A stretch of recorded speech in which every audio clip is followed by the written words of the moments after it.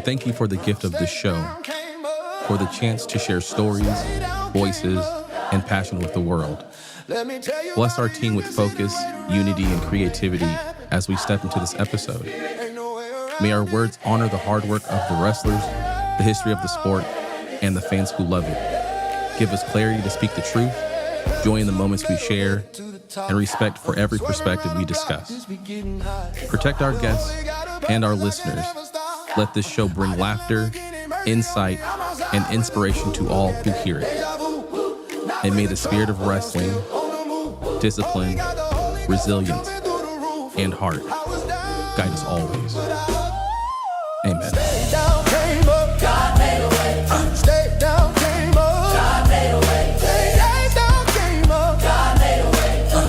Let me tell you about it. You can sit and wait around, or you can make it happen. I've been walking in the spirit, ain't no way around it. Running in the spirit.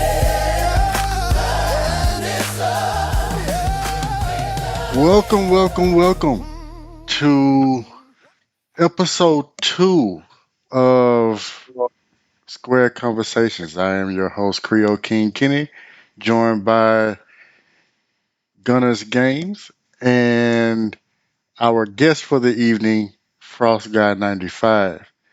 As we always do, I will allow these gentlemen to go ahead and introduce themselves in a moment. First, letting Gunner go first, and then we'll let Frost Guy say a few words before we get started. Um, Definitely want to acknowledge everybody that showed up. I do appreciate you guys coming through and joining us for uh, our second episode.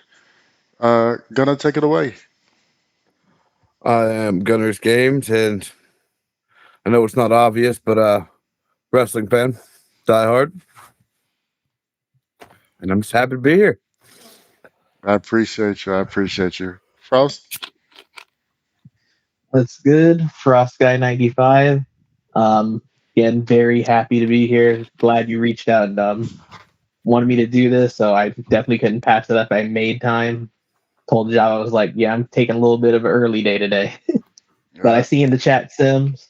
But I'm just very, very happy you asked me to do this with you today. Of course, Gunner's a genius too, so good to learn a thing or two.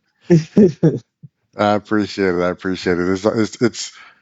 I feel like the wrestling fan community, either we are quiet or we are a dying breed. Um, it, I didn't realize how many of us were still around until Twitch actually. So it's pretty cool to see. Um, I have to ask you the one question that we always ask people when they come on. When did you fall in love with wrestling? Ooh, man. I know for the longest time I wasn't allowed to watch it. My older brother, he was always allowed to watch Monday Night Raw back in the day. Really, the era that he was watching it a lot was when Triple H, Rock, Stone Cold, Evolution, and I remember the first match I watched. Well, really, the first person I watched. I was watching a match. It was Randy Orton and Batista. They were I think it was Randy Orton, Batista, and Ric Flair. They were teaming up, taking on some trio.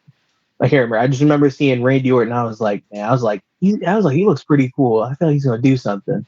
And I was always a big Randy Orton fanboy. And growing up, I always rooted for the heels. Weirdly, like my brother thought it was weird for the longest time that I rooted for the bad guys. Like you see Edge and John Cena, I'd be like, I kind of want Edge to win. I was like, I don't really like John Cena. I was like that odd kid in the class who just like wasn't into John Cena at the time when we were all growing up. But definitely was just a huge wrestling fan of that era, with Cena, Batista, Orton, Undertaker, Michaels. And then thought a little bit out of it when it went to more so the PG era when Punk really rose up. Right. And then got back into it is when SmackDown and Raw split again. And they had that time in 2016 where it was SmackDown Live and you had The Miz as Intercontinental Champion, had Ambrose, Ziggler. And that's when I really got into it. And ever since then, I've just been always watching it, keeping up with it. Been a fan ever since. Absolutely, absolutely. It, Can I say something? go ahead, go ahead. When he said Randy Orton, Batista, and Ric Flair were teaming up. Was I the only one that heard the Evolution theme screaming in my head? Was that just me? Evolution is a mystery. Like Exactly. it was like, and it really wasn't. It really wasn't even singing. Really, he sounds so strained. I tell you, man, I am on fumes, but I'm here. I Me too. appreciate I've been it. up I since 6 o'clock appreciate in it. the morning. It's 8:30 now. Jesus, am I the only dumbass that stayed asleep till like 2 o'clock? I guess so. Yeah. Yeah, the smart My one. Let's stay asleep. my phone decided. Well, since you modified your focuses to not happen on your off days, we're just gonna throw you in do not disturb. Good luck waking up on time, bitch. And yeah, so I missed calls from a whole lot of people. But man, so I guess we get into it. So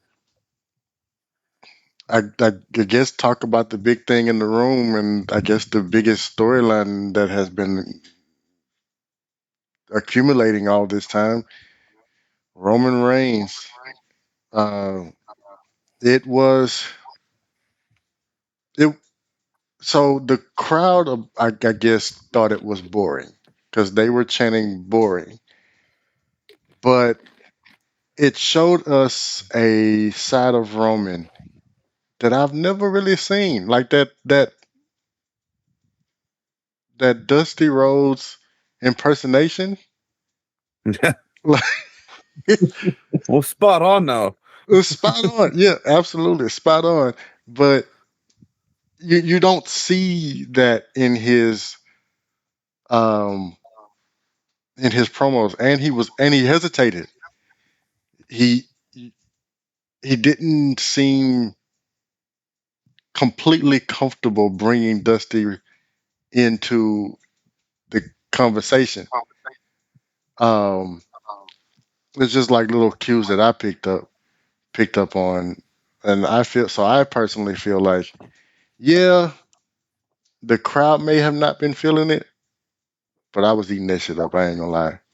It was, in You my opinion, it was a good promo. Um, I kind of didn't care for the whole "I'm the son you never had" type of thing when Cody and Heyman were doing it. I didn't care for that, but I think it's growing on me. So I'm curious to know what you guys think. want to go first, Frost? Go ahead, man. Yeah. Uh, Honestly, whenever Roman's on the screen, I mean, it's clear now. It's like whenever he's on screen, you pay attention. Right. And like, I wasn't against him using the dust stuff, and that hesitation, I did notice it. I don't think he's even really fully comfortable bringing it up, but I'm pretty sure Cody and him cleared that whatever before they talked about it. But I mean, the segment to me was good. I mean, the fans they're still in the phase of they want Sammy, Sammy, Sammy, which Hmm. it's very clear that it's not Sammy, Sammy, Sammy as of Anytime course they can later get on a Sammy Uso chant going, it's gonna happen.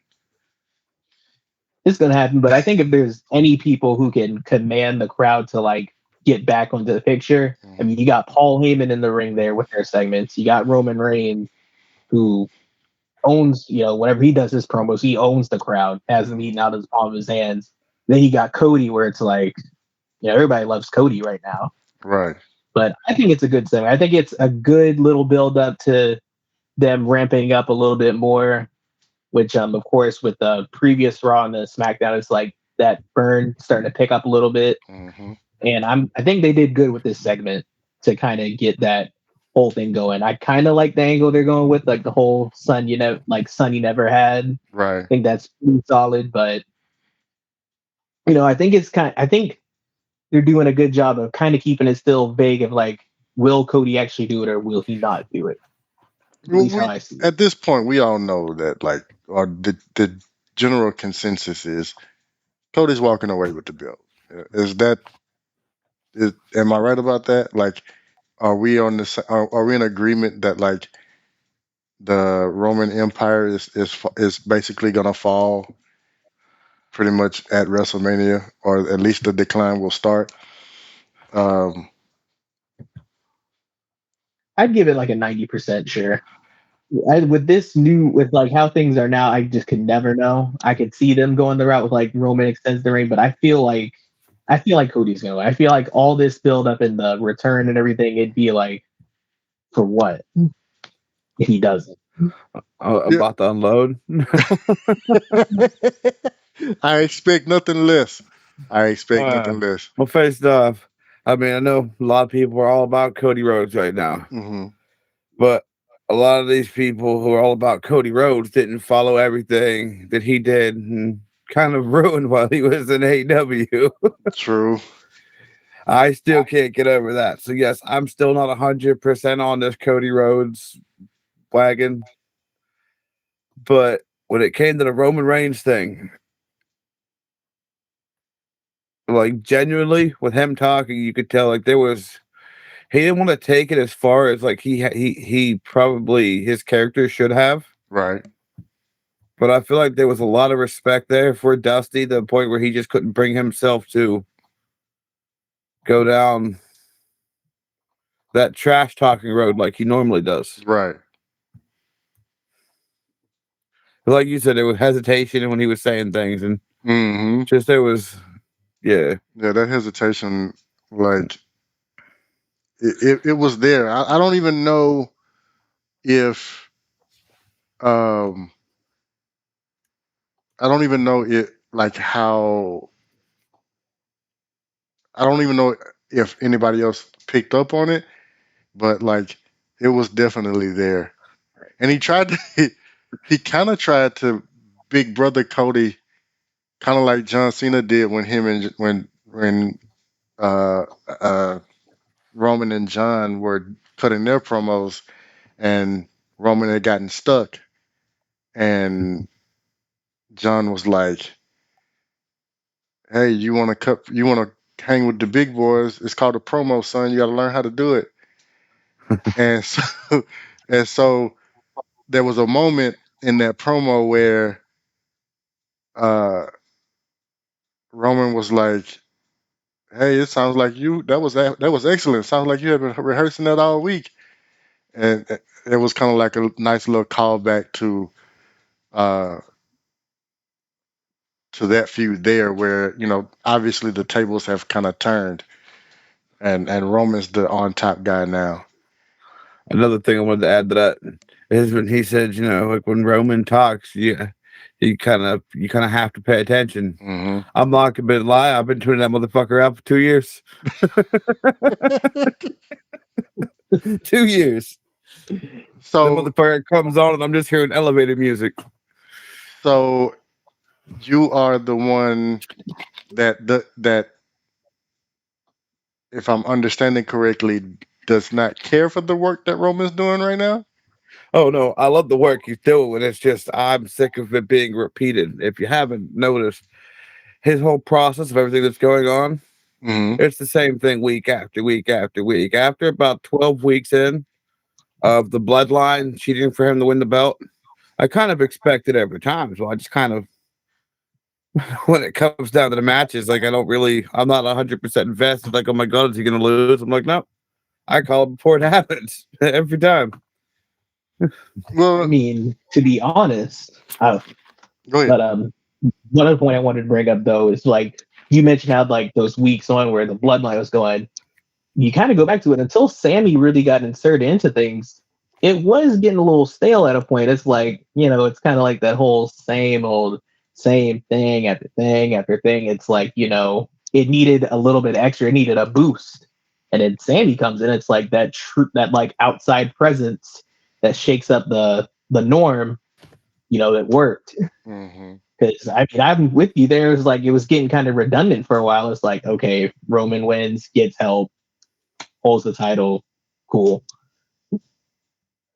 Yeah, it for for them to feel like Sammy is not um, WrestleMania material. Sammy is what I would say saved that this program. Like he, the audience that even the audience that doesn't care about the bloodline at all were rooting for Sammy. You know what I mean? Like it became, and I said this last episode, the crowd themselves, um it didn't matter which one of them was out, which one of them were cutting a promo at the time. It What you heard over everything else, even as Roman was talking, was a Sammy Uso chance or the Sammy chance. Like I still to this day want one of those Sammy Uso shirts or honorary Uso shirts. Like it it it turned or it elevated that program, in my opinion, to a level that transcended almost transcended wrestling, in my opinion, because it's one of those things where like you may not watch wrestling on a regular basis, but you know who The Rock is, you know who Stone Cold is. Like Sammy being um, inserted into that um, into the bloodline mix, people may not have paid attention to what the bloodline was doing up until that point, but they paid attention after Sammy got there. You know what I mean? So he was like I'm pretty sure what you guys are saying. He was a breath of fresh air on in that whole program. Definitely. Yeah, like perfect timing when he came in. Right, right, right. What's up, Raver? Oh, and the fact that he literally could make any one of the bloodline break character Oh, yeah. every single week. For a while, that's why I was watching to see who was gonna fuck up next.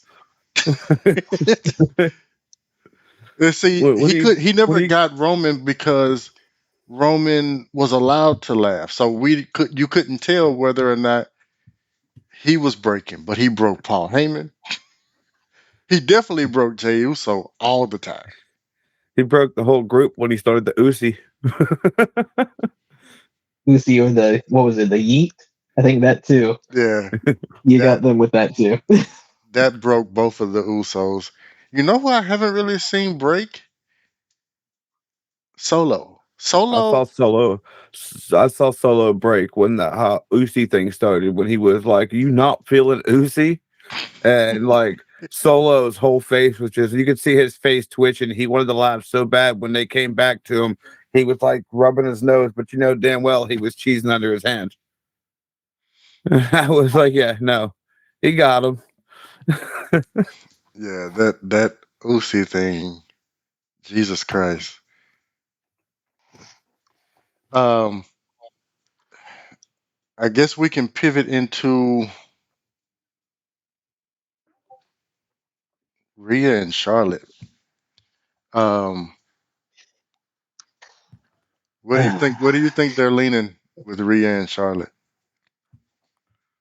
Uh, I still think that they did the exact opposite of what they should have done. Is my problem with the whole Rhea and Charlotte thing? What they did here is Hmm.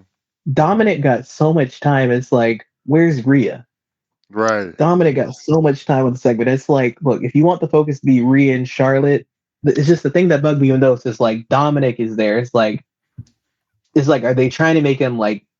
It's like, are they trying to make him serious, but he just comes off of a comedy and they just run with it, or what? Because I mean, nobody's taking Dominic seriously. I mean, come on, the whole prison Dom thing, like nobody's taking that seriously. And it's just Uh, like Rhea, like just the Rhea, the whole judgment thing. It just feels like it's just spread out too thin. It's like they're trying to finish up with this whole Edge thing, and they want them to be all together for that. But then now Rhea's over on SmackDown trying to face Charlotte. It's just like it's just kind of messy. right, right. So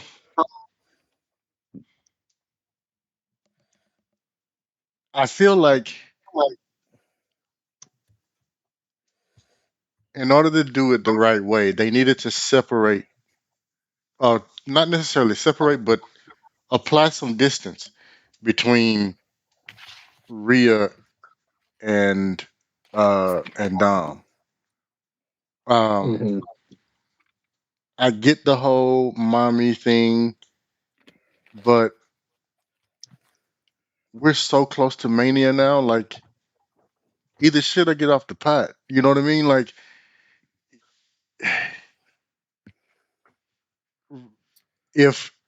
if Rey Mysterio is gonna fight back, he needs to go ahead and do it. Oh my god. He needs to go ahead and pull the trigger because it's not gonna make sense if all of a sudden they get to Mania and then they have a full on match. Like, just just yesterday you couldn't touch this motherfucker, and now and now all of a sudden you go fight him. Uh, like I I I, I appreciate the slow burn, but goddamn, like it, you can't give us a slow burn and then rush the shit day of. You know what I mean? Um, Yeah, I mean, it you can't have a slow burn without a spark. I well, mean, that's true too. Cause now, where's the spark? cause now it's like Dom has never since he's been wrestling. Dom has never won a match on his own. Finn has. Uh, uh, uh, um, Damien has. Rhea has. Dom has never won a match on his own. So if you're gonna put him like outside of the fact that Rey Mysterio is his dad, that's the only reason this works because he's not a viable threat. The man has never won a match. Like, not on his own. Usually what happens is one of them, mostly Rhea, comes in and gets involved and then he wins. Um, Before that, Ray was doing the heavy lifting, and most of the time they lost. All So, right. so All like right. he's not a threat. Like, and then the whole he goes from being Eddie Guerrero to spending one night in a holding cell, and all of a sudden, 3 hours. oh, 3 hours in a holding cell. he he spent 3 hours in a holding cell, and now all of a sudden, this motherfucker's Conan. Like, I don't I don't understand. Uh, it, All right. it's stupid to me. I'll They need, explain it all. okay, go I ahead. got you. Go ahead. See, here's what's going to happen. Everybody, just so you know, I'm going to steal Paul Heyman's line. This is not a prediction. This is a spoiler. Okay. It's going to come down to WrestleMania. Rhea Ripley's going to get injured. The prettiest female from prison is going to have to show up. Dominic Mysterio. He's going to become the new women's champion.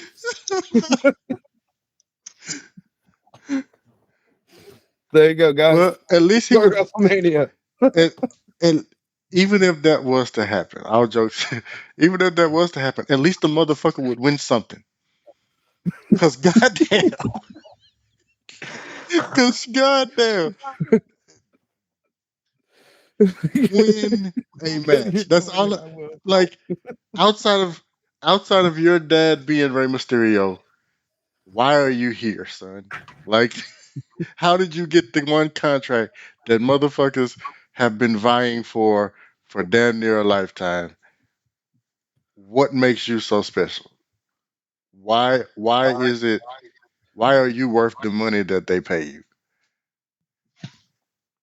Because even if you look at his in ring work, some of it's really good. A lot of it he still botches. They just clean they whoever he whoever he is wrestling is really good at hiding it. But he botches a lot. Tell And you, it's like and on top of that, there is no such thing as a 6 foot, 7 foot luchador, bro. That is not your moveset. You need to Luchasaurus. but how many one Well, you did. one Luchasaurus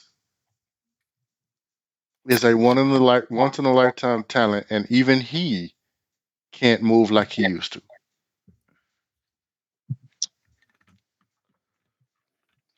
So like that's not a good argument in my book. Uh before like we talk about Dominic any further, because I can't with Dominic. It's just like it's WrestleMania season. Rhea Ripley's in the match, and she won the Rumble. right, Charlotte's the champion. They've got to put a focus on Rhea and Charlotte. Like, start referencing the matches that they had right. back when Charlotte Mhm. won the Rumble and challenged for the NXT title. Like, they're not even calling back to that yet. It's like even when they did the promo, Rhea barely talked, and Rhea can do promos. Right. Rhea's really good on the mic. Oh, on the mic, she's bad. And nobody doesn't like Rhea does. I mean, my personal opinion, she's one of my favorite females on the mic. Mm-hmm. Mm-hmm. Just further goes to show why I would have been more into it if it was Rhea and Bianca and then Charlotte and Asuka. But instead, we did the exact opposite. It would have I feel like it would have been better. Definitely the other way around. Because Asuka has a legitimate beef with Charlotte. You took my streak, bitch. I was so mad about that. We're not talking about that. We're Yeah, gonna leave. bad memories. We don't have enough Bad time on memories. screen, bro. Sat there for like what that mania was like 9 hours. Sat there for like 6 hours to watch that happen. Like what's going on? And then the motherfucker that takes the streak get beat shortly after that. So like, like, Oh yeah, because like wasn't it the why? Friday after? What Right, didn't Carmella cash in right, like very soon after that? right. Like for Carmella. fucking what? Why did this have to happen? I don't understand. And then she went into a funk, and I know I just said we weren't gonna talk about this, but now we're Kind of hard. but like, god damn it. Then she goes into a funk and you let Oscar continue to lose. This is the motherfucker that kept her streak from NXT into the main roster. And just because this motherfucker's last name is Flair, this is who you choose. Woo. Oh boy. I appreciate the lurk, Fathom. I appreciate it. But yeah, it's Jesus Christ, bro. Like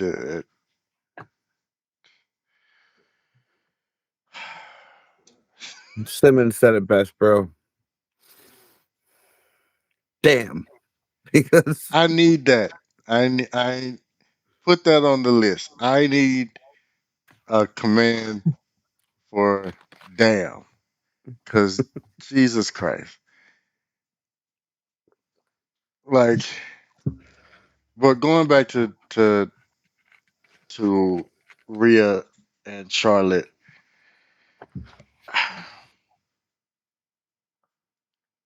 are we haven't seen so much that it's hard to call which way they're gonna go with it. Like I get it, but also I just don't know what what they're gonna do. I would like to see Rhea with it, but at the same time, if their main focus is uh uh, um her and Dom, what do they do with that? Um, because the way that they're playing Dom's storyline out, it's not. It's one of them things that I guess at this point it's gonna surpass maybe WrestleMania. Um, because at this point I don't feel like they have enough time to finish the fucking story.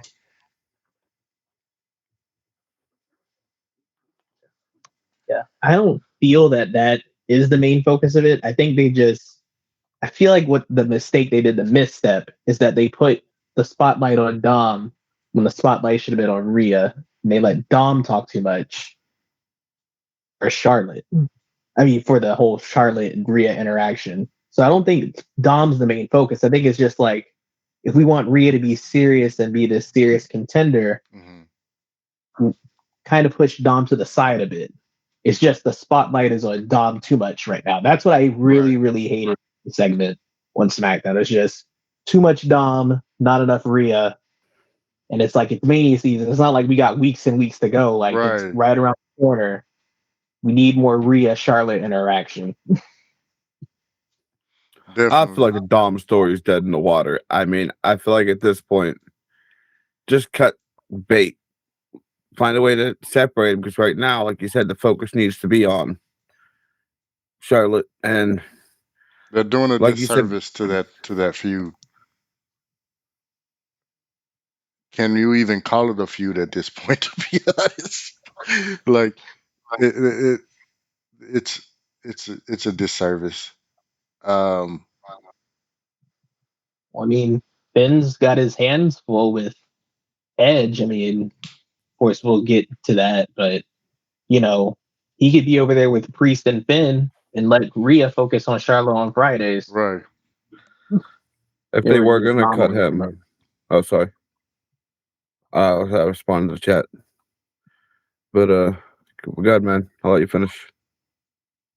Yeah, and then too, it's like at some point Ray's got to retaliate with Dom. Right. I That's feel what like that's. I feel like that'll be at least like. I feel like that retaliation will at least happen maybe a week or 2 weeks before Mania, either the show right before Ray finally snaps, or it'll be at least 2 weeks or a few weeks out. But that's also got to happen too. We're still waiting for that moment for when Ray finally steps up to be that father that we all know he can be. sometimes your kids just need an ass whooping.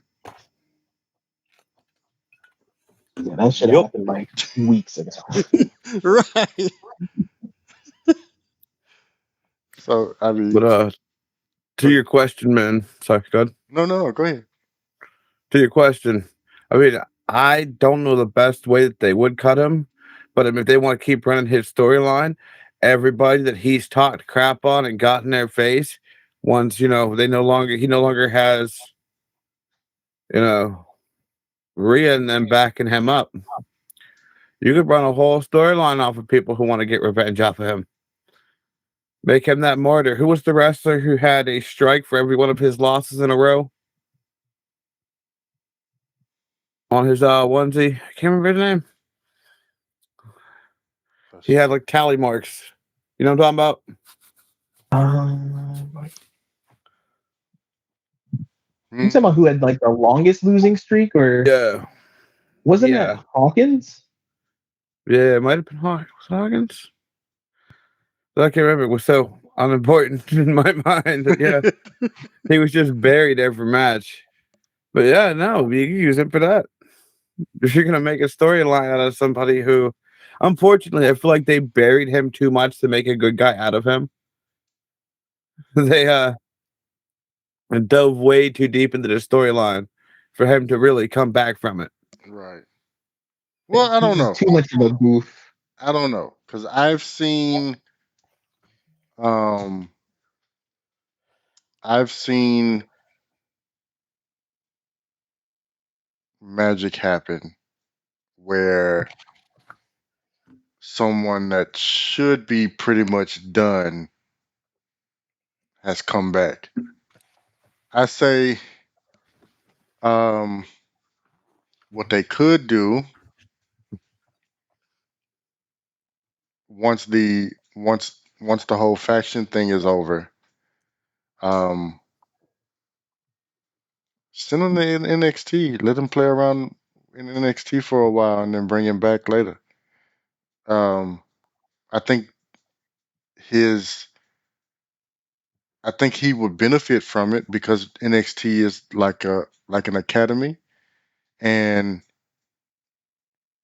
be honest, he could use some polishing. Um, and not the type of polishing where he's training with his dad all the time. His dad is great at what he does, but for Dom's size,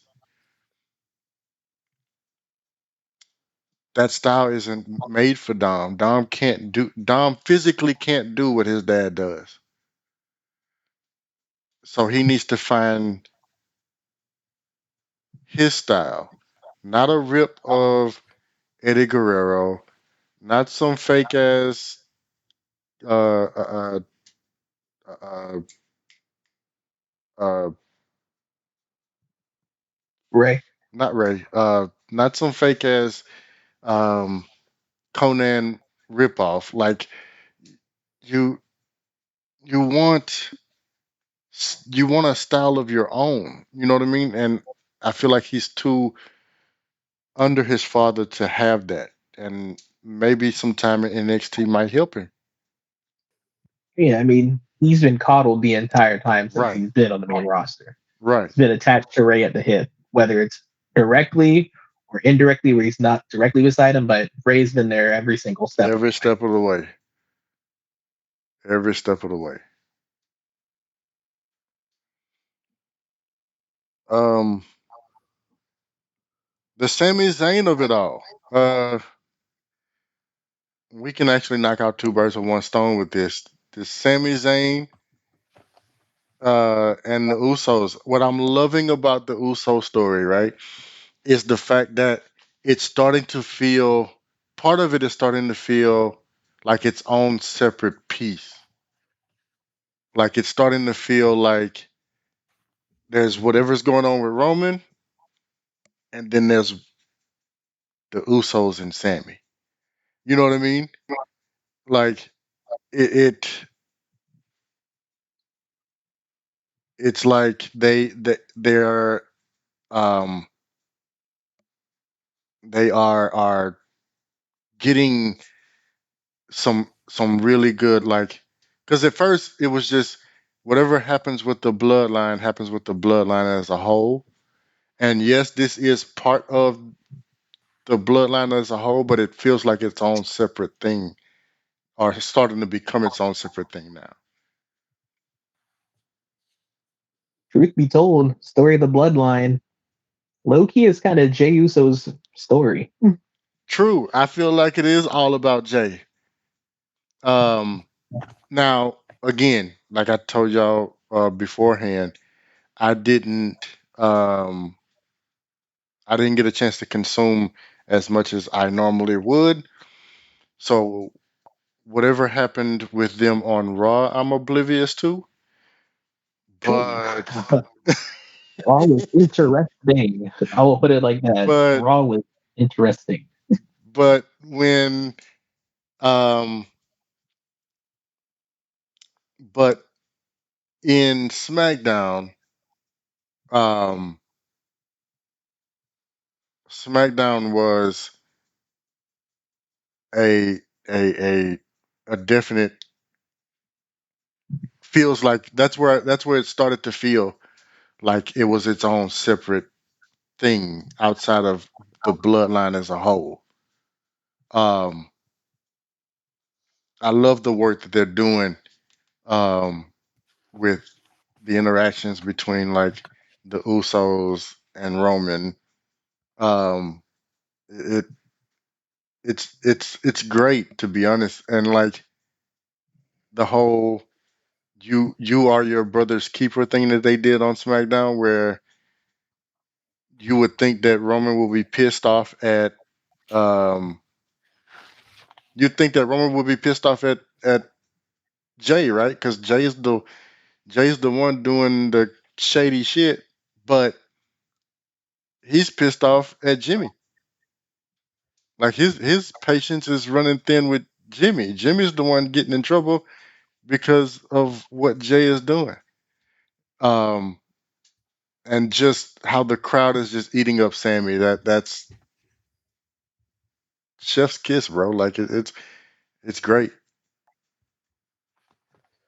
What did he say on Friday night? He said, "Did you get a hold of your brother?" And he's like, "Yeah." He said, "What is it?" He said he needs more time. Is that what he said? No, he Right. actually said, "Leave him the fuck alone." I was like, "Yo, you know damn well Roman was seeing red." Like, nah. I wanted to see the aftermath of that. I'm mad they cut it there because I wanted to see what Right, happened. I right. was actually invested in a Roman storyline for the first time in a while. I was like, yeah, you know Absolutely. what?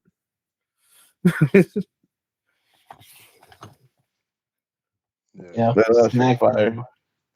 You want to go ahead and get into some of the Raw stuff? What happened there? Yeah, because well, one last piece. I'm well, two things I want to say. One, I'm glad that this Sheamus and McIntyre thing is coming to a head. Um, because them two as a predominant, like just a tag team, for me is unfair. Because um they are two individual talents in their own right and in shouldn't be part of the tag division. Um, and last but not least, uh, Lashley and Wyatt. We'll talk Oh, about that too. Uh, oh boy. Oh my gosh.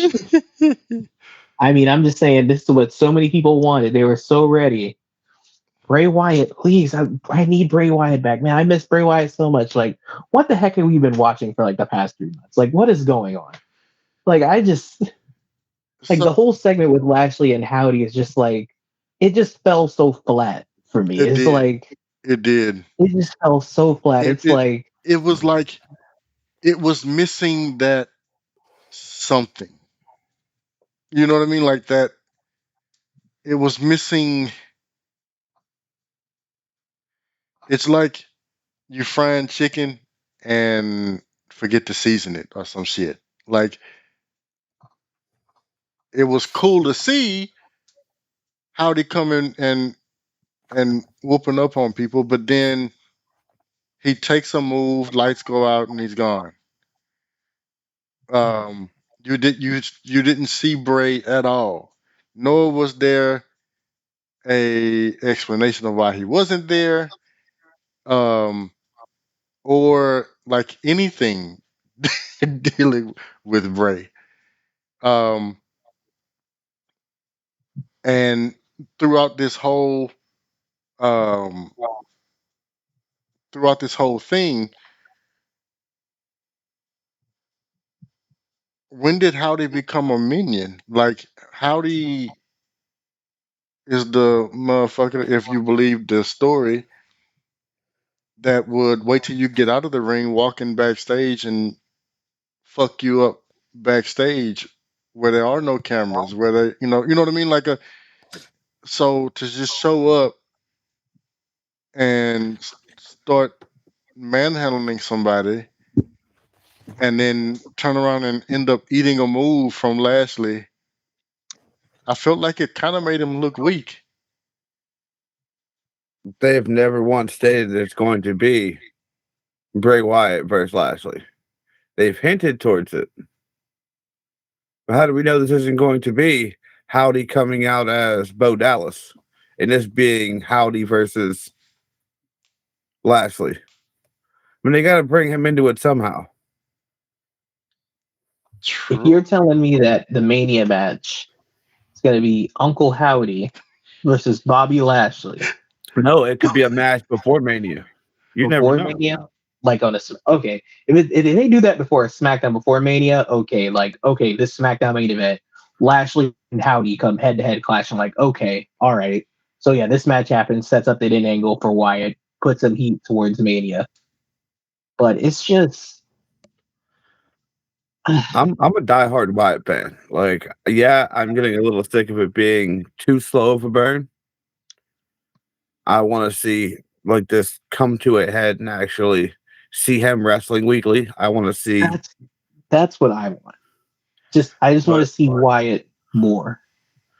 Yeah. like we got a story for that Mountain Dew Pitch Black match. It was pretty cool. A lot of people didn't like it. I enjoyed it, No, I thought it was but cool. Like it was Yeah, neat. I thought Just it that was was nice. way Natalie Knight.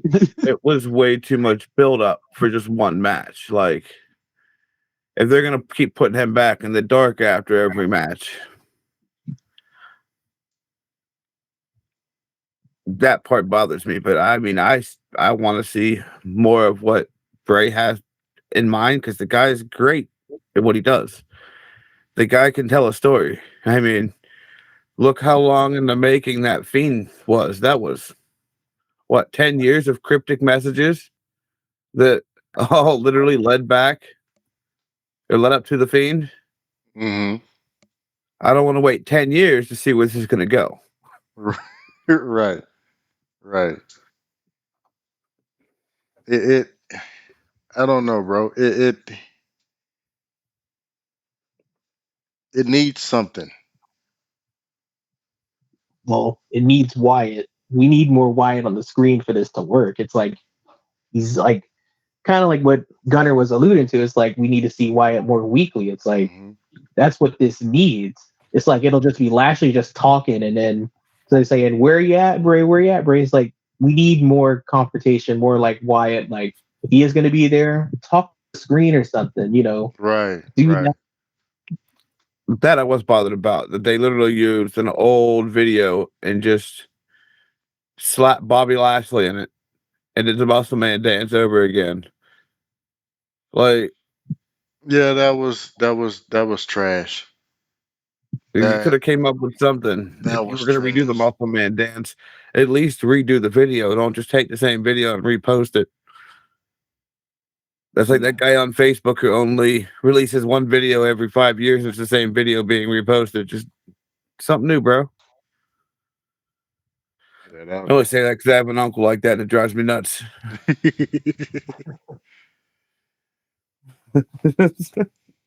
This video is hysterical. I know it was hysterical 5 years ago and 5 years before that. Fix What the are they timeline, doing with bro. LA Knight, bro? Like it, the potential is there, but like what's the plan? Like you I have he's really great. He's good on the mic. His delivery is nice. He gives you that kind of like old school feel because his style is that of a marriage between like Rock and Stone Cold. But like, what are you doing with him? Like, he's just there for like no reason. For all of that, you could have left his ass in NXT where he was doing pretty well. You know what I mean? Like, I mean, I think his last feud was with what Grayson Waller. That was entertaining right, between him and Waller. That is entertainment to it right. because I like Waller a lot too. But with LA Knight, it's like I don't even know what to say because he just loses a random match to Kofi. Like why? Like, why should LA Knight right now, coming off this feud with Wyatt, getting this extra exposure, why should he be taking losses to Kofi? which was New Day are, which the feud between him and Riot was like it started off rough, but ended really well. Like, and then you follow that up by this. Like, what the fuck are you doing, bro? Like, I mean, I get that they need to give Kofi a push, but there are other places to give them a push after bringing them back from NXT. And like you said, with LA Knight, that wasn't the place to give Kofi a push. right? And especially not in singles competition. It's him and Mhm. Woods, a tag team. Like, just let them do what they're really good at. Find a tag team for them to push against. But yeah, no, LA Knight, I feel like after everything he did, definitely needs to go somewhere. Because if not, eventually he's going to lose that momentum. Right. He's going to lose that star power he has. And unfortunately, WWE has a habit of just letting these people rot in that position until they're nothing but a jobber. And he has potential to be pushed well beyond what most of the roster can just because of his mic skills alone. Mm-hmm. So we talked about SmackDown way too long. Yeah. What happened on Raw? well, Raw, Jey Uso came back. He did come back. And he super kicked Sammy. Oh, so he did make a choice. He did make his choice. But looking at the whole angle, I feel like he didn't do it for Roman. He did it for Jimmy because he knew Jimmy was going to have to deal with Roman if he didn't come back. And the big thing that you would see at the end of the episode ends off, Bloodline beats him down, beating down Sammy. Early in the show, Mm-hmm. Sammy made the save on KO from the Bloodline. End of the show, Sammy's getting beat down. Cody makes the save. But when you see, Solo and Jimmy doing We the Ones, Jay is the only one saying for the family. Not fully Mm. with it. So his loyalty lies more so With the family. in Jimmy. Right. And even beforehand, he hugged Sammy, and it's like you could see like some hesitation in his face, like he didn't want to do this, like he's just doing what he's got to do. Right. And he super kicks Sammy, and it's like you could see like the resentment. It's like he didn't want it to have to come down to this, but he's doing what he's just doing what he's got to do. Right. And Right. I think it's just like how we were talking about how they had so many layers to the bloodline. Like this whole segment here, this segment, like this funny Raw. Like I said, Raw is like this big sandwich. Is like you got these, great beginning, great ending, and then in the middle is like a bunch of confusion. But this end segment was just like added so much more layers to the bloodline, and I think they actually did a good thing with having Cody come out. Because Cody's entrenched in his bloodline thing. I feel like Cody's going to be that barrier to help bring KO and Sammy together. Because KO and Sammy still have this friction. Because early in the show, Sammy goes backstage. He's like, we don't got to be friends. We don't got to, do this. Let's just do this to take down the bloodline together. Mm-hmm. And KO was like, I don't want no part of this. We were here before, and you weren't there for me. Just leave me alone. I mean, can you blame him? Yeah, I get it. It. Yeah, while you guys are covering this, I'll be right back. All right. All right. All right. I'll just hop back and ready to go on whatever topic you guys are on. So he All right. so he made his choice, and it was family based. Um, what else happened? Also in this episode of Raw, of course, you had the Cena and Theory stuff, which was whew, yeah, Cena threw some shots there, heavy shots at Theory. So segment starts, Cena comes out, Theory cuts him off. Mm-hmm. Theory, offers Cena the chance to get the US title shot. At Hmm. first, Cena declines. You know, Theory gets upset. Theory's like, starting to go Cena into. He's like, what's the hustle, loyalty, and respect? Where's the hustle? You're turning your back on the fans. Where's the loyalty? No respect for me, this and that. Then Cena goes in, he's saying, no, I'm not going to do this because I'll ruin your career.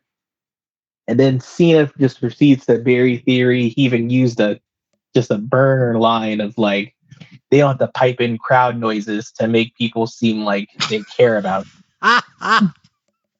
That's fucked up. And I mean, if you look at Theory's face on it, I mean, I feel like Theory swallowed a big lump in his throat right after Cena said that. But I was like, yo, they did not have to let Cena do this to this man.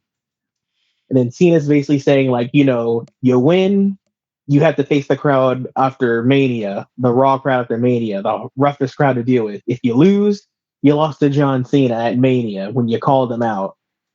So it's like, it was weird how they kind of had Cena do this thing. It's like, well, if you win, it doesn't matter. If you lose, it doesn't matter because you'll be the same person. And Basically, it's why just the like, fuck do you want this match? exactly. And it pretty much wrapped up with a bow. It's like, Cena's like, I'll do it because the fans want it. So, yes, I'll accept your challenge at Mania for the US title. I mean, Cena buried him so bad. I mean, they gotta have Theory win. Of course, I would hope so. If not, I'd be like, how do you fumble the bag? I mean, another person ready made Austin Theory, who I think has a real bright future. But But then Cena if he really loses to just Cena, how does he come back from that? huge. Like, I don't think he does. I feel like they're in situations like Theory has to win. Like if they have Cena win, like what's the point? Like like Austin Theory, like that's a guy you could have for the next 10 years hmm as just like a guy who can be easily one of your main star attractions there. Like Theory has serious potential. Like the comparisons to Cena, the potential, everything. Like, yes, it's there. I see it. I understand it. But when you have him go out there, this guy who we're supposed to care about, and you have Cena say all these things to him to make him look like that, right, I was confused by that. Like the shock factor and memorability, like memorableness of it. Oh yeah, like you'll remember that scene. Probably like, oh wow, he said that. But it's like at the same time, you're dragging down your future prospect who's going to be there for years and years to come, not the guy who just comes up every now and again to get a little ratings boost. right, right.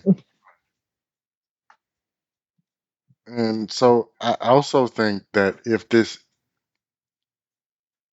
because we also know that this is probably Cena's last match. Like the prospect of him retiring after this to not have to answer the fans' call, especially since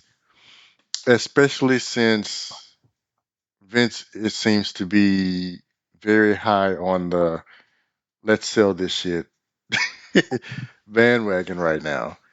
Um, I don't see um,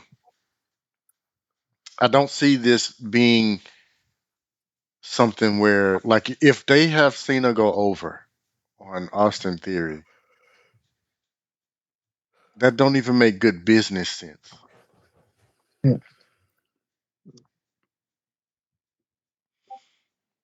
So what we were talking Yeah. about is Cena versus Austin Theory. Oh, I've been listening. I was just taking a smoke break.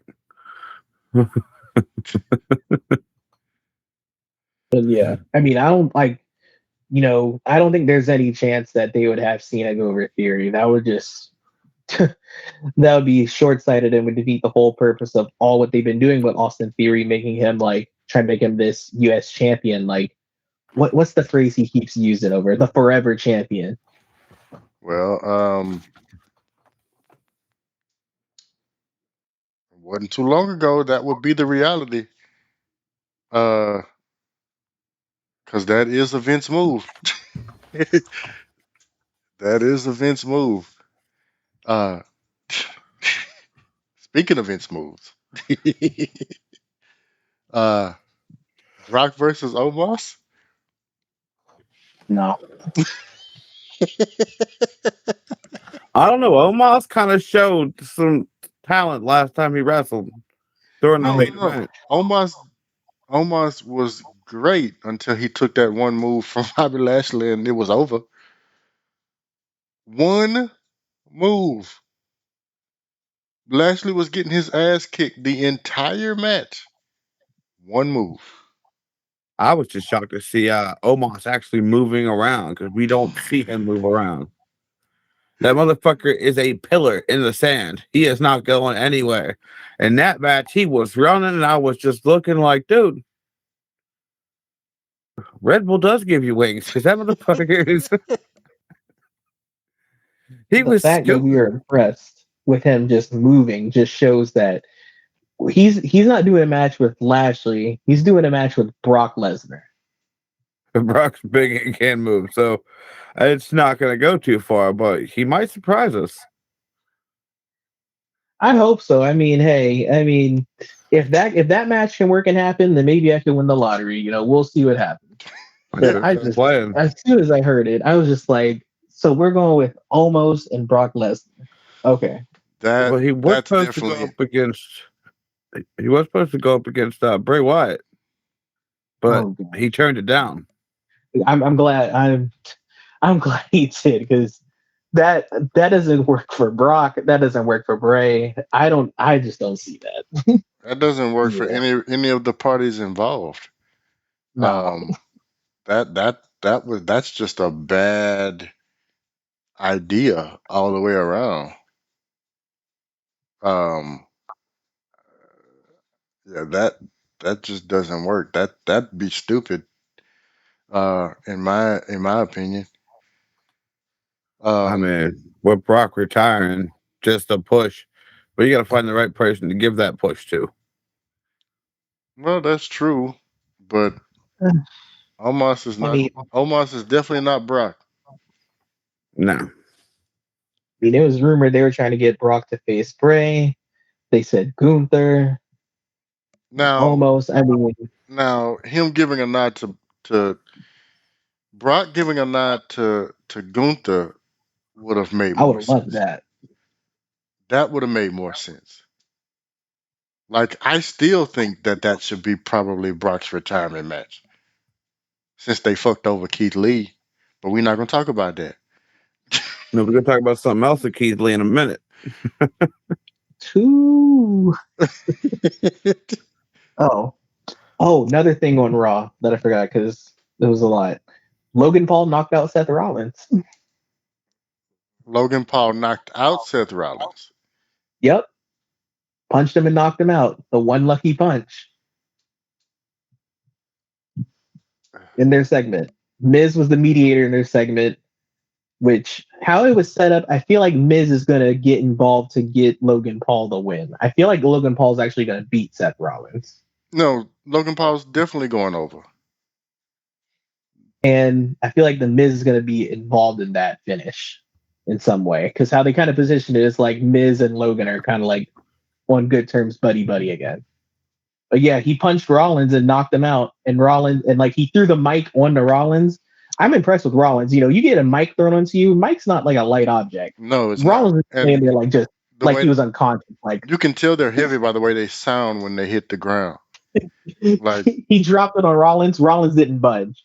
Like you didn't see him move at all. He just was like done. that's wild. Kudos to Rollins, man. Right. After all this stuff for Rollins this past year, this man needs a good run at some point in time next year. But you know what Rollins has shown us? Rollins has shown us that you could do anything to him and it will not fuck up his career. Mario boots. Funniest thing. As soon as I saw those boots on the internet, I was like, Seth Rollins got to wear those. Sure enough, the Raw that Monday wore those dang boots. I'm trying to Those find Astro out. Boy boots. I'm trying to find out how he got a pass so fast because, like, the shit literally. Wait, those are just- actual boots? Yeah, Yeah, they cost like Fucking 300, like three $300. Yeah, 350, almost $400. 300. If you resell them now, though, they're worth like, over $1,000. It's crazy. Yeah, I'll pass. A hard pass. Hard pass. Did y'all see the I like video Luigi that was better going anyway. around where people were trying to like you can get in them motherfuckers, but taking them off.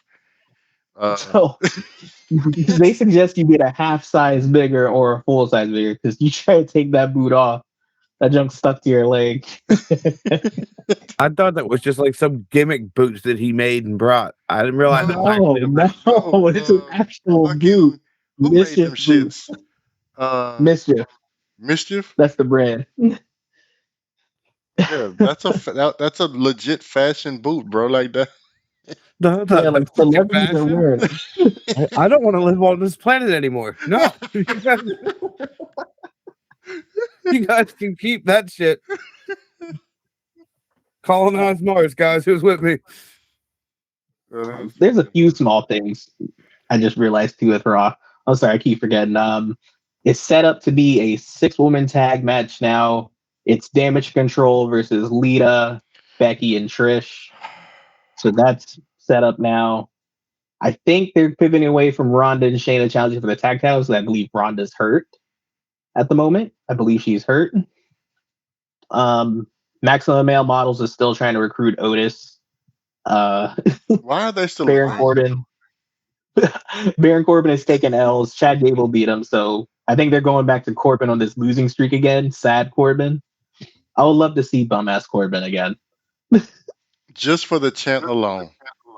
just for the chant. I need in 2K23. I need to be able to trigger bum ass Corbin.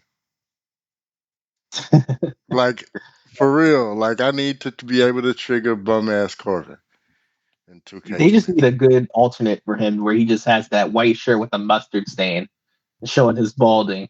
They just need to have that. 2K gives me that. I'm happy. Gargano beat Finn actually because Edge got involved and speared Finn. They're supposed to have a face-to-face on the next Raw. Bronson Reed and Elias have a match for next week. They had a whole backstage segment because Rick Boogs unintentionally got Elias a match. Rick. Bianca Belair beat Carmella. Dude, love Rick Boogs. And Chelsea Green was Boogs trying to get involved in that. with Shinsuke. Yeah, I miss Shinsuke. I miss Shinsuke because Shinsuke and Boogs. What happened to Shinsuke? I know he went to work over another Japan show, but I think he's just taking some time off. Mm-hmm. He was like on loan, went to New Japan, and then we just haven't seen him since. Yeah, I think he's just taking some time off, but well, you know how it is when you go home. You go home. Whenever Shinsuke gets back, I want to see him and Gunther run at it. Oh, that would be awesome. That would be a good program for Gunther to have while he has the IC title. Him and Shinsuke, that would be nice. And none of this King Nakamura shit either. Like, give me OG Shinsuke Nakamura. The King Strong style. Right. Yeah. None of this shit. And what would be really nice if we got NXT Nakamura versus the Raging Around. That would be fire. But we know that's not gonna happen. That match would be stiff, that's for sure. Stiff as hell. Might leave his thumb broken. Stiff as hell. It's like you know how they used to complain about how hard Cesaro hits. I would assume that if you ask them now, since Cesaro's not in the ring in WWE anymore, who is the one that you hate fighting against? It would probably be Gunther, because I'm pretty sure he hits hard. Chop of death. Right. Cesaro broken. Like somebody fucking snapped his strength switch. But just go do like a one-on-one with Ricochet. Ask him what was it like to fight Gunther. That's it. Just get a full expose with Ricochet. You Because know I what I think would he love? just chopped the soul out of Ricochet when they had that Right. IC title. That shit was. I would love a serious feud with Rick. It doesn't like I miss feuds like serious feuds that don't have a title involved, just for the fact of them having a feud. And I feel like you could do that with Ricochet. If you don't feel like he's title material, then at least give him something worthwhile. Cause he's a great talent, bro. Like I like he outshines um a lot. As much of a of a mismatch that it is, I think that like if taken away from the whole, if we had old Chad Gable and Ricochet, that would be a good program. Oh yeah, in ring wise, Hmm. great performance. I think with Ricochet though, he just needs like a set character, and that would kind of help him. Because I mean, he's like Ricochet's whole thing now is like he's athletic. He's almost like a superhero, Hmm. superhero light. I Right. feel like he just needs like a deeper character than you can see more with Ricochet. Yeah. At a certain point, you need to put down the cosplay, bro. Very true. At a certain point, you got to put down the cosplay. Back will be good if you want to have like Ricochet shine or something. Have him do a best of seven with somebody like a Santos Escobar or like a LA Knight or something. Somebody like that That where it would be makes nice. both guys look better. If you want to have like a nice little feud that's like does have a title attached, Well, if they ever best of pull the seven trigger, match. Has if some they good ever pull matches. the trigger on the new Hurt business, let Ricochet be a part of it, and then you can have him versus Phantasmo. You have the Hurt business versus Phantasmo in a program. That could be interesting. I think they're trying to have that spot for Carmelo Hayes, though. I think that's what I've been hearing. If they're doing Mm, anything with New Hurt business, they want Carmelo Hayes involved. Which Carmelo Hayes, I mean, Carmelo Hayes is super talented too. right. Yeah. I think last bit of Raw that I wanted to bring up though is with Bianca and Asuka, how their feud has no bill whatsoever.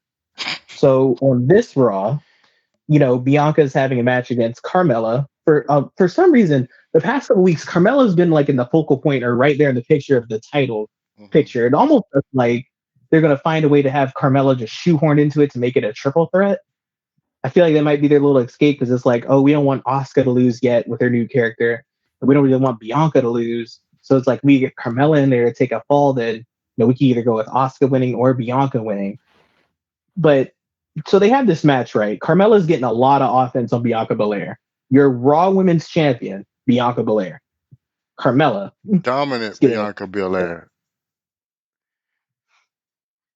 and Chelsea Green's at ringside too. Chelsea Green and Carmella are working together. So that they might be a whole tag team unit or whatever, however you'll have them be. So, Chelsea Green's distracting. Carmella's in position to try and get the win. Asuka comes down to the ring, does her blue mist thing. Carmella ducks. Chelsea Green gets misted. Bianca gets the win with KOD. She wins, of course. It's just she to me in that match, and you got the Raw Women's Champion. Like, why is she taking this much offense from Carmella? But it's like Asuka comes down, supports Bianca, her opponent, to get rid of Chelsea Green and Chelsea Green and Carmella.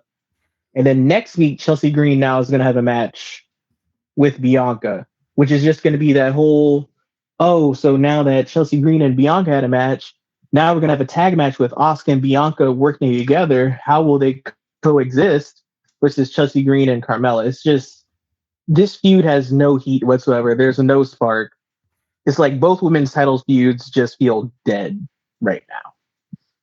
And this episode, everything involving Bianca and Asuka, it did no favors helping. Uh, I'm not interested, unfortunately, and I hate to say that because I love Bianca, but I am not interested. If you're a Carmella fan, though, this is the best time of year. This is the best Carmella's But looked who's in a like the past 2 years. but who's a Carmella fan? Like, to be honest with Exactly. you, like I haven't found Carmella interesting um since she was with Kaz and Enzo. Like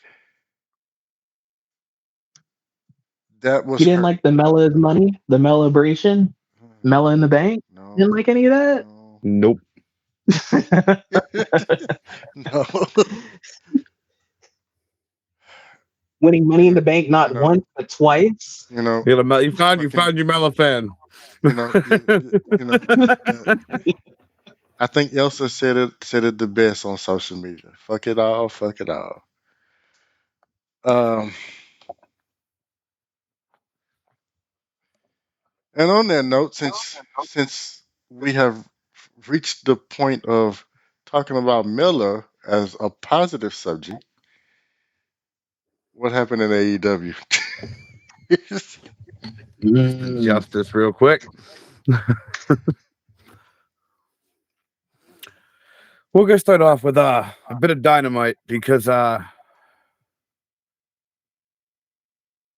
Dustin Rhodes, your boy, the Limitless Keith Lee, Mhm. versus Swerve and whatever that weird dude's name is. Oh, Bordeaux, Parker Bordeaux, I think was Swerve. Yeah. I don't see him last very long. But regardless, I saw something that we all know. Keith Lee is literally what his name is, limitless. Like that guy, he found Goku's training regiment somewhere, and he's just doing some shit. I watched. If you guys watch Dynamite, you know what I'm talking about. When Swerve bounced off the ropes and went to charge at him, Keith Lee palmed him in the chest straight. Goku picked his ass up in the air with one hand Oh, that's and then crazy. brought his ass down. And I was like, wait a minute. I had to rewind that 3 fucking times. Because I'm like, he had to have jumped. That dude didn't put any pressure. It was just the momentum of him sprinting and Keith Lee just straight gorilla strengthening this motherfucker over his head with one hand. Amazing. And they only wanted to highlight, like all their highlight videos they made. Hmm. They didn't highlight that at all. No, they highlighted Swerve. Don't get me wrong, Swerve's a great wrestler. But using Keith Lee's chest as a springboard to moonsault out of the ring. Now that was pretty cool. But not as cool as lifting a dude up with one hand. Like the fucking Superman that shit. Where is his highlight reel? So Keith Lee has the curse. And what I'm talking about is no matter where he's a great talent, and no matter where he goes, nobody knows how to use him.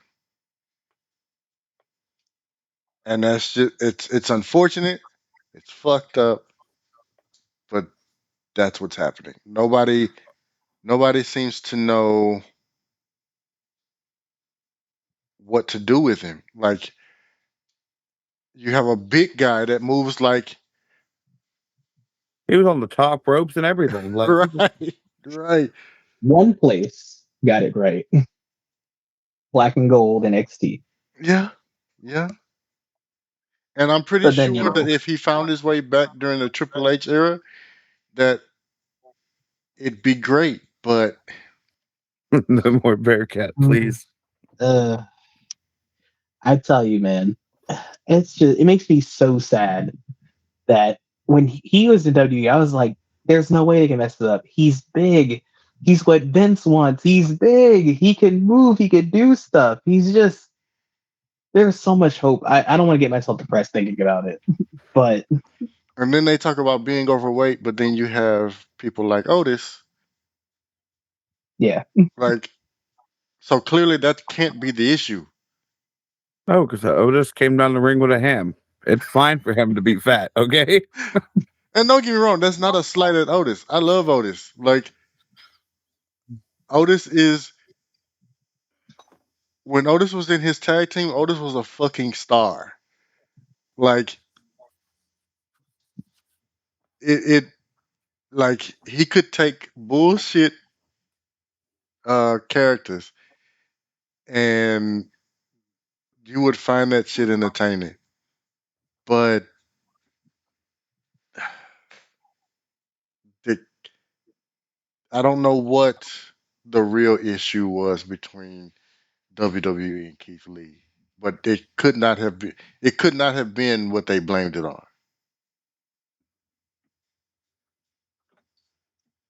Never say never in this business.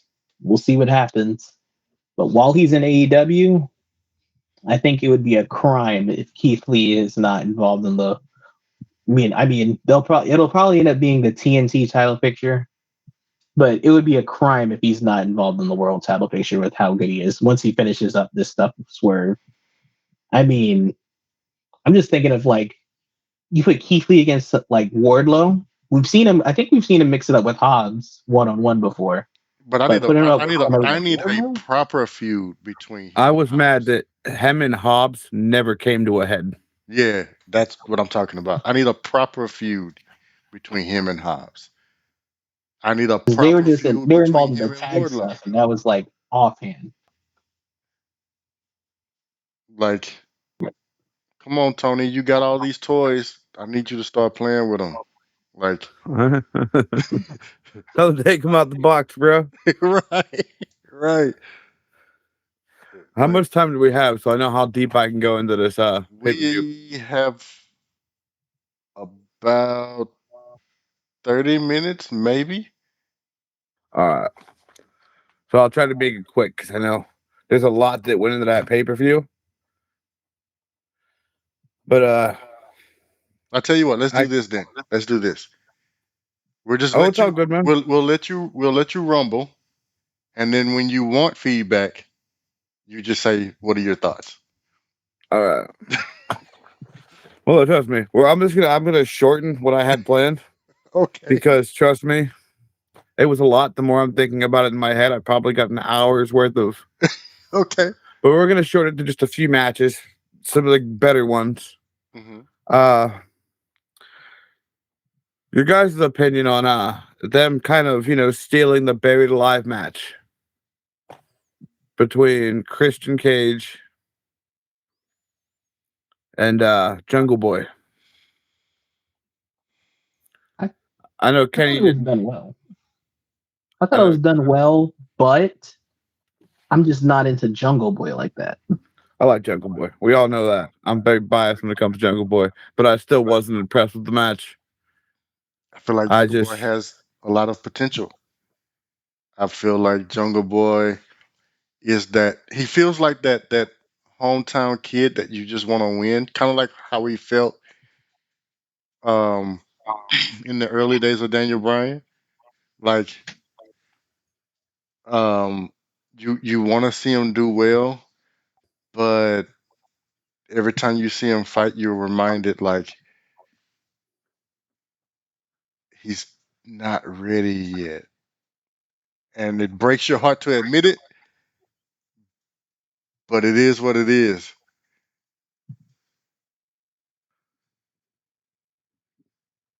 That's fair. I think the thing with Jungle Boy is like how you said with the not ready thing. Hmm. It's like I can see glimpses of why people love him and why they get into him. It's just for me, it's like I've seen it before and I've Right. seen it done better. I'm being patient with it because I remember too that he's extremely young. Like I don't even think he's 25 yet. No, he's like young, young. You know, he's still a baby. Hmm. So he's still young, and it's like, with a lot of these guys in AEW, where you think about it, a lot of them are really young like that. So it's like I'll wait to see as Jungle Boy's character evolves. But I think the match, it was solid. It was okay. Definitely wasn't the best match of the card or anything. But I hope this is the end of everything with Christian. Yeah, he needs to be able to move on. Um, he needs to be able to move on. If you are using Christian to keep him in that realm, because also Christian is a safe space, right? Christian is is a business elder. he he he can hold your hand if you need it. He can make your mistakes look awesome. Um, it you know he he's great. It's just Jungle Boy. If he's ever going to get where we need him to be, Jungle Boy needs to be able to stand on his own 2 feet without Christian. I didn't know it was broken, Jester. I'm sorry. I don't know why it's broken. Demand what he wants. He Don't wants the make him go Creole Batista on you. Give him what he wants. Are they all broken? What's happening? I'll never forget that segment. That thing. Oh my gosh, I had me dying when I first saw it. Give me what I want, Hunter. Give me what I want. When they went over it and somebody said they were gonna make give me what I want, what I really, really want, instead of tell me what I was dying. It's probably the best slap together meme I've ever seen in my life. Huh. They are broken. I don't know what's happening. I got to figure out how you give back points. It'd be under the when you go under your channel points, it gives you the option to view queue, and you can give it back by hitting reject from there. I don't know if you can do it through OBS, but I know you can do it. Yeah, like for me, you can't do it on Streamlabs anymore, so I have to go back in and do it through the actual app, the actual website. It's a pain.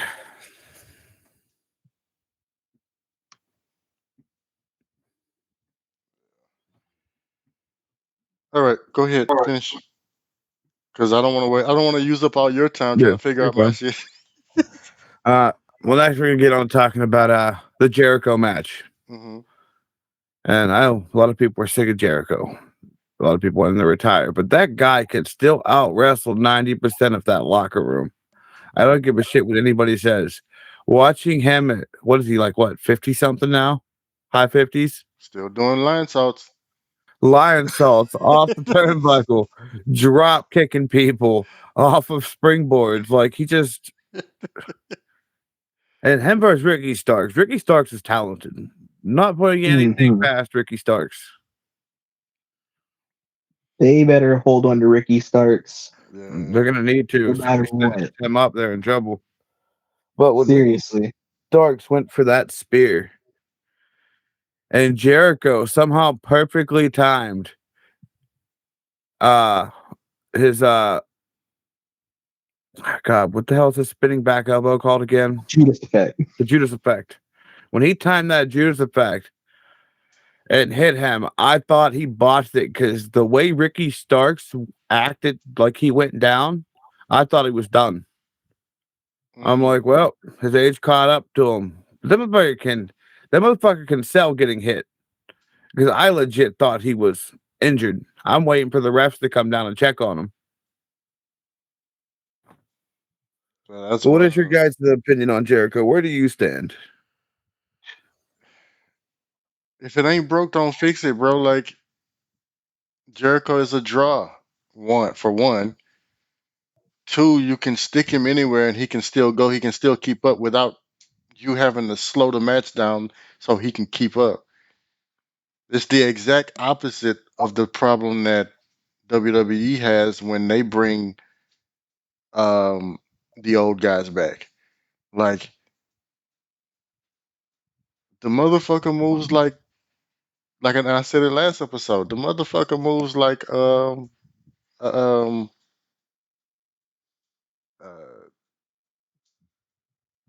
like our truth, bro. Like he moves. Jericho is the definition of aging like a fine wine. He reinvents himself. The older he gets, he finds a new way to get something over, do something new. He just gets better, wiser in the ring. I mean, like, I feel like ever since he came back, when he first came back to WWE, when he had his whole, break the code, whatever, Hmm. I feel like he just gets better and better. And it's weird because he's just getting older and older. And you can look at him, he'll look out of shape, but he'll still out wrestle you. It's Right. like, I don't know what it is. It's just Jericho is just like, the more and more I see Jericho perform, the more and more he's like just go down as like in history one of the best ever. Like he's that good. It's funny because the way that Kenny's staring, it looks like he's staring at the fake computer on the desk the whole Oh, time. because my computer is actually right here. So so I was in here and I was looking at my computer trying to figure out how to give back Jester's points. And so, It's just perfect. Just and the way it if you notice in the first episode, you see me doing something like that, but my phone was right there. So like I would look down and do things from my phone. Yeah. And on to the next point of this. Do you guys feel now we know we touched a little on Starks, but do you feel like I'll give my opinion after I get your guys's because I don't want to influence anybody's decision here. But do you think that Ricky Starks is ready to get that big push and move forward? I think he showed it when he first challenged MJF at the Winter is Coming. I felt like we saw the hints there. And I feel like this Jericho feud just kind of just showed even more reason why. I think Ricky Starks has immense potential. He has a good presence to him. Hmm. Like so over with the fans, no matter where he is, they're into Ricky Starks. I think Starks is ready. I think you could definitely insert him as this fresh face into the main event circle of all the usuals that they have in AEW run around the main event circle. But I would like to see Starks facing some of the bigger names and mixing it up with the likes of Moxley or Hangman.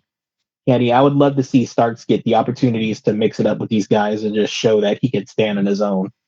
Because he's proven that he can be a cornerstone for them, Right. and they don't want to lose that. But I think Starks is a huge player in AEW, and then this match just kind of further explained and showed why he's a major player. I agree with that. I agree with that. Especially after this feud. And again, I haven't watched the pay-per-view, but after this feud,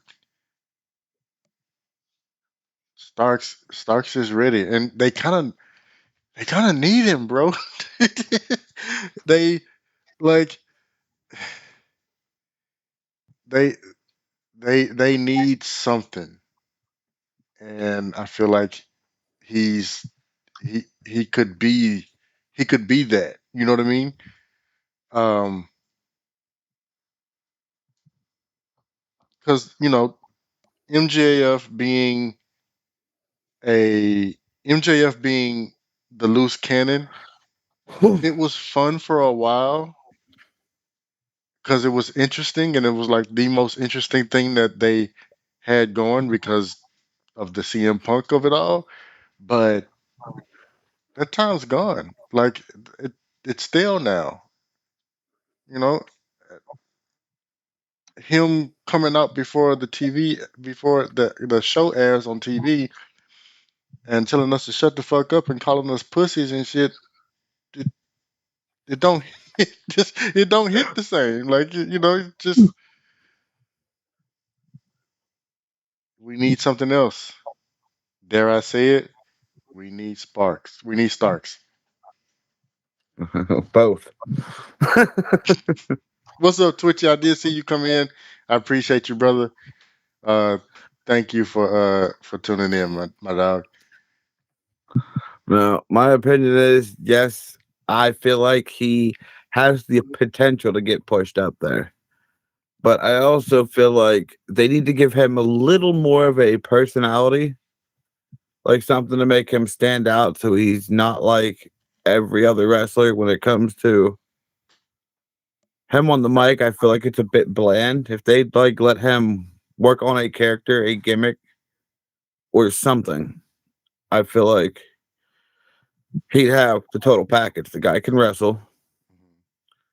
I mean, I'm not saying he's bad on the mic. He's good on the mic. I'm not feeling the personality, personally. I think that's fair to see him at the next level, see those little tweak things, because it's kind of like what we were saying with what you call it? Who were we just talking about? I think it was what Austin Theory. I think we were talking about earlier. Yeah, it's kind of like the same thing. It's like that little extra, that extra polish to it. Right. But he's got a lot of tools. And what's up, Twitchy5? How you doing? Now I know we're running low, so I'm going to skip forward to. Or skip forward to the Moxley. The Moxley and Hangman Adam Page Texas Death Match. Lord, forgive me for what I was getting ready to think. What I was thinking. Yeah, death match. Death match. Uh, Honestly, like that match was that match there was like one of the best matches of the year so far for sure, easily. And I think it Uh, will stand the test of time and still towards the end of the year where it'll be looked at as one of the best matches of the year. I mean, there's not a match where I could just feel the pain that they're going through the screen and feel the discomfort of just what they're doing. I I enjoyed that match every second of it. I mean, Moxley, a new phrase should just be Moxley don't miss. I mean, when's the last time we've had an issue with a Moxley match? right before he went to rehab. Rehab did him a lot of good. Um, Post rehab and before things got bad, he didn't miss. And I, I'm glad that he's allowed to be who he is here versus versus what he is versus what he was in WWE.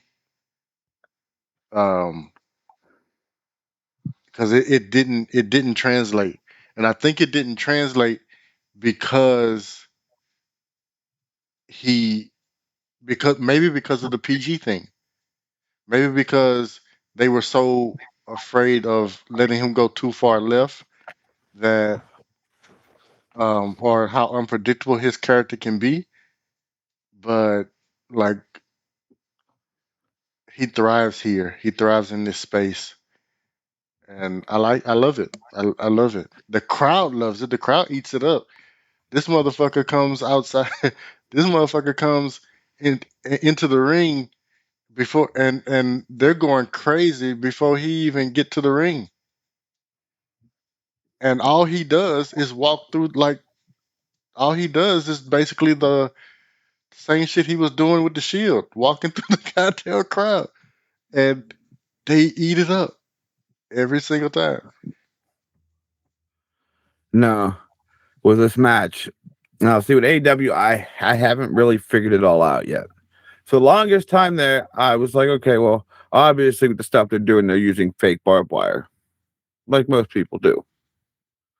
Most of the wrestling companies do, because that actually lets you get yourself ripped apart by barbed wire. But during this match, Moxley wrapped Hangman in barbed wire, like wrapped like 3 or 4 times around his body, and knocked him off the apron onto his back. Mm-hmm. And I'm like, all right. And they're like, oh, he's bleeding. And then they zoomed in, and you could actually see the barbed wire sticking in his skin, which sent chills down my spine, not gonna lie. So I was like, you're using actual, like, how much are they paying these people? So understand, understand. WWE is a, and I think I said this on the first show too. WWE is a TV show about wrestling, which is fine. The stories mean the most. That's cool. AEW is an indie show that just happens to be on TV. There is the That's difference. very spot on. That is very spot on. AEW is an indie show that happens to have a TV deal. So if you ever wanted to know what slumming it in the wrestling community looks like, AEW is going to show you what it is. They just happen to have a bigger budget than your traditional indie show, but they operate like an indie show. That's why we fell in love with it in the first place. It's just now they are realizing how much money they're losing, and so now they're kind of in panic mode. And the person that is over it doesn't know how to delegate, and because of that, because he's only one person and he's trying to do it all, it it's not working. But it's an indie show that happens to be on TV.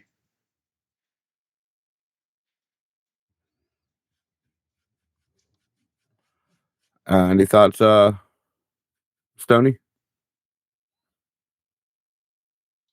Oh, I mean, I can't really disagree with what he's saying. Although I will say that I wouldn't really call it indie. It's more like a super indie. Great, but well, you kind of said with a great budget and everything. But I think AEW does.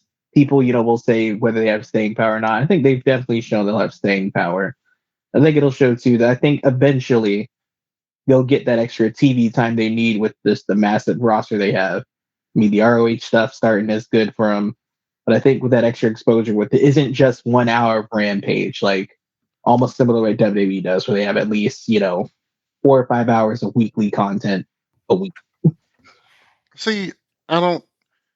Nobody can tell me what wrestling company has staying power and which ones don't.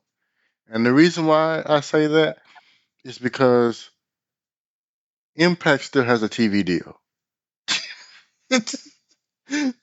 Impact still has a TV deal,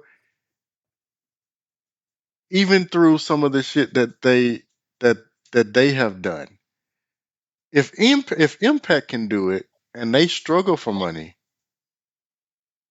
then AEW surely can do it with Daddy Warbucks behind them. Like it staying power is not what my issue is. My issue is I need them to run their own race. Stop worrying about what WWE is doing. Stop worrying about all these other promotions and focus on your shit. Don't go out and start buying up more wrestling promotions. Fix the shit you have first. The answer to your ratings is not another show. The answer to your ratings, and I'll say it again for the people in the back that didn't hear it the first time, the answer to your ratings dropping is not to create another show. It is to fix the ones that you have. Now, if you need a show solely based for ROH, fine. But you need to also delegate shit and stop trying to do every fucking thing yourself. Because it's not working. And the definition of insanity is to do the same thing over and over and expect a different result. The definition of insanity is when somebody comes at you with a barbed wire chair, you pull a fork out of your fucking pocket. That is the definition of insanity, my friend. That's all I have to say about that. Oh man. For those guys who don't know, Moxley pulled a fork out on Hey man, Adam Page, when he came at him with a barbed wire chair. I'd love to get into it, but I have one more bit of this show I have to cover. But just let that stew with you for a minute. Uh the American Dragon, Bryan Danielson versus MJF. I honestly feel like it shouldn't have been an hour-long Iron Man match because both guys were pretty damn winded after the first 15, 20 minutes. It definitely like just went to, hey, lay down, get up, fight, lay down, get up, fight. But the one part of that match that caught my attention was if either one of you saw that, did anyone of you see that match? Yeah. The tombstone off of the top rope Given to was so whom? beautiful. Who took that? Uh MJF, I think it was. Who took it? Okay, I was about to say not concussion prone Brian Danielson. They executed it so perfectly, tucked at the right time, like it just for that being a dangerous enough move as it is,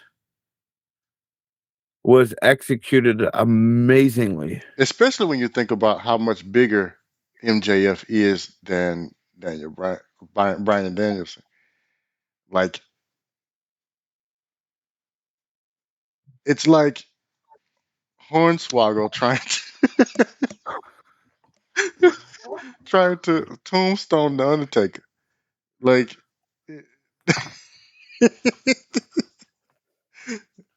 We don't need Hornswoggle anymore. We got Johnny Hungy. Johnny Hungy. That little troll looking motherfucker. I love him. Johnny Hungy. Yeah, but you actually What's mentioned up, something, Gunner, Swell? that not a lot of people had said that I actually agree with. I do feel like the match, I mean, like when you say 60 minutes, like that's that's a tall order. Hmm. But I feel like you kind of hit it on the head there where it's like, it didn't need to be 60 minutes, because really they went at it, like just went at it for 15 minutes, and afterwards it slowed down a bit, and they did their spots with the drama, the near falls and everything. But yeah, I mean, as good as this match was, it was a very good match. I would say I was torn between which one I liked more, either this one or Moxley and Hangman. But yeah, I mean, I feel like this match could have accomplished just the same amount of stuff without the 60-minute Iron Man stipulation. And another aspect of that match that caught my attention. Apparently, they covered afterwards on when they did their after show talk, their wrestling podcast after with stars. Mm. But MJF, when they were fighting in the crowd, snatched a drink off of one of the women in the crowd and turned around and threw the drink at her kid. Yeah, I heard about that. Yeah. And Tony Khan was furious.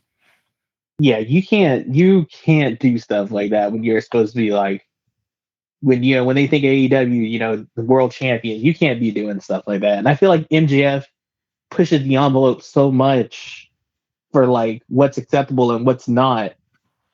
It's like you got to know a limit. And I feel like I feel like the adrenaline is running. He's in character. He's thinking like, this is okay, but use a better judgment.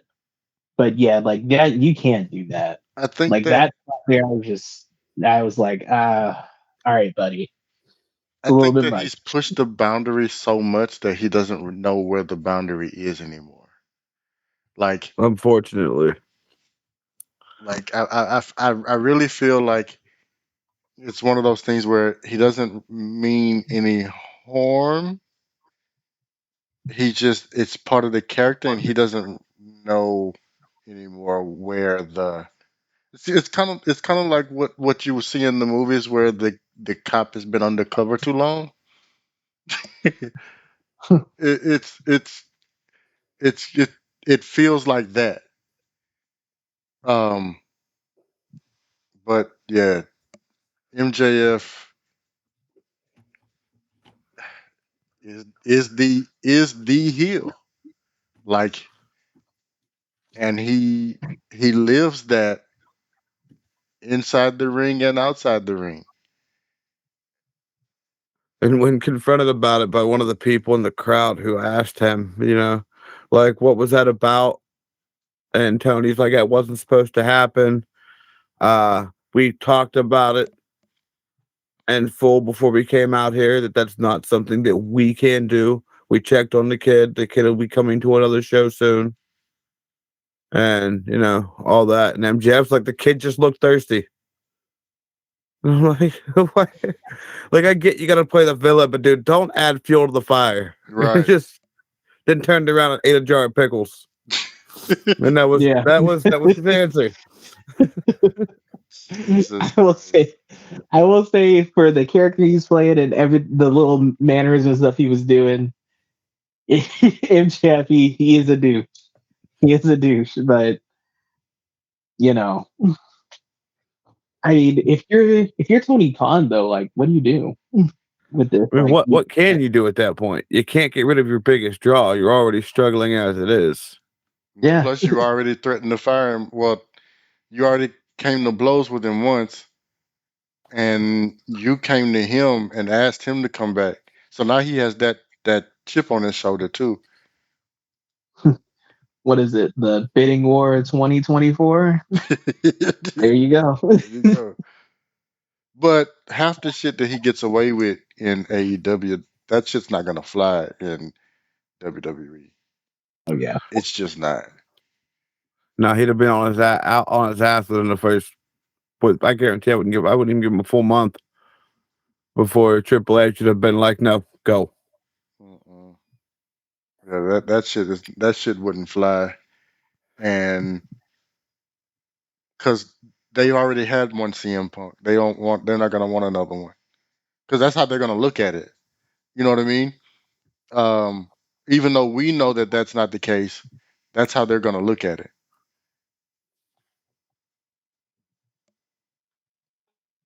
Your camera's on the fritz, Kenny. Mine? What is it doing? Yeah, I just saw like a flicker. Yeah, it's been doing that for like the past, I want to say, 15 minutes. It's been going to this point where your camera, like, you'll get like a blue block that pops up and flashes real quick from about your chin down. Oh, you know what? It might be the auto exposure.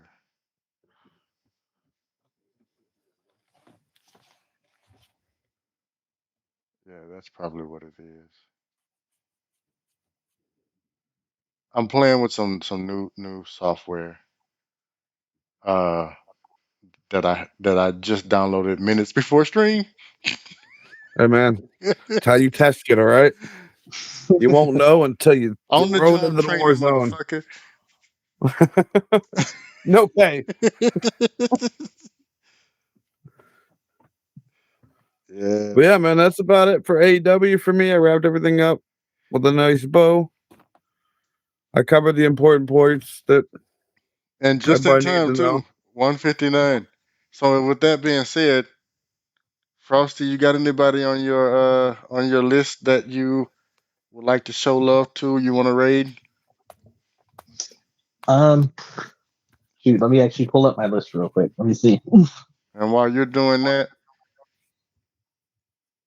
uh, Miss Sims, if you would be so kind as to drop the raid command in the chat for me, please. Oh, for the record, I am now, and from this moment on, always carrying a fork in my pocket, so don't fuck with me.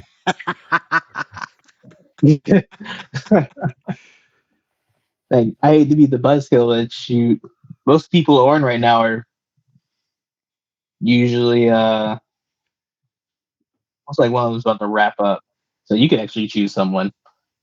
All I was right. hoping one person who was live when we started, he's already offline now. Let's see. I've been chilling in this one stream.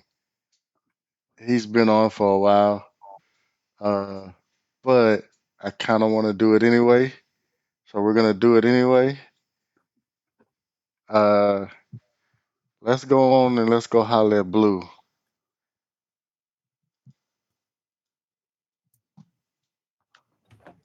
So we're gonna go holler at Blue Satire, who is playing like a dragon. Uh, he's part of the Academy and Main Academy Wrestling Federation. Who is that is the EFED that I'm a part of. Um, that we do some real good work. That that we have. There are two shows. One is on Wednesdays, and that's called Emergence. One's on Fridays, and that is called Mouth After Dark. Um, so we're gonna go and show Blue some love. If you would go ahead and copy those raid messages. Um, thank everybody for hanging out, and until next time.